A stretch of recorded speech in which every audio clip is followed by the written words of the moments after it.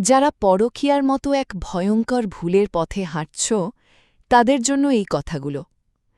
একটা গাছকে গভীরভাবে দেখলে বোঝা যায় তার প্রতিটি অংশের আলাদা ভাষা আছে।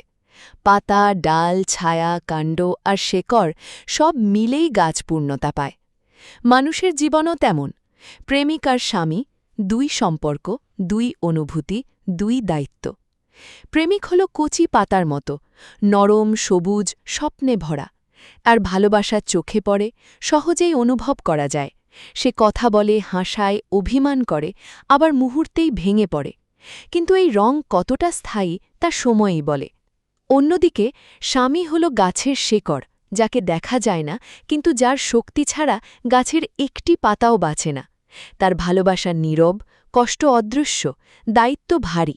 তবু সেই নীরব শক্তি সংসারকে দাঁড় করিয়ে রাখে। প্রেমিক বলে, আমি তোমাকে ভালোবাসি, আর স্বামী প্রমাণ করে, আমি তোমার পাশে শেষ পর্যন্ত থাকব। প্রেমিক রাত জেগে গল্প করে, স্বপ্ন দেখায়। স্বামী ভোরে উঠে বাস্তব গড়ে, নিরাপত্তা তৈরি করে। প্রেমিক কথায় সুখ দেয়, স্বামী কাজে শান্তি দেয়। প্রেমিক তোমাকে আকাশে ওড়ায়, স্বামী তোমাকে মাটিতে দাঁড়াতে শেখায়। গাছের মতোই সম্পর্ক বদলায়, পাতা ঝরে, ফুল ফোটে, ঋতু বদলায়, ঝড় আসে, তবু গাছ বেঁচে থাকে যদি তার শেকড় শক্ত থাকে। ঠিক তেমনি প্রেমিকের সম্পর্ক হাওয়ার মতো, সুন্দর, নরম, কিন্তু অনিশ্চিত। স্বামীর সম্পর্ক মাটির মতো, নীরব, গভীর, কিন্তু অটুট।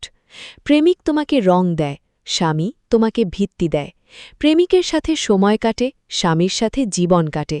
কারণ পাতা না থাকলেও গাছ বাঁচতে পারে, কিন্তু শেকড় না থাকলে এক মুহূর্তেই সব শেষ। এটাই প্রেমিক আর স্বামীর সবচেয়ে বড় পার্থক্য।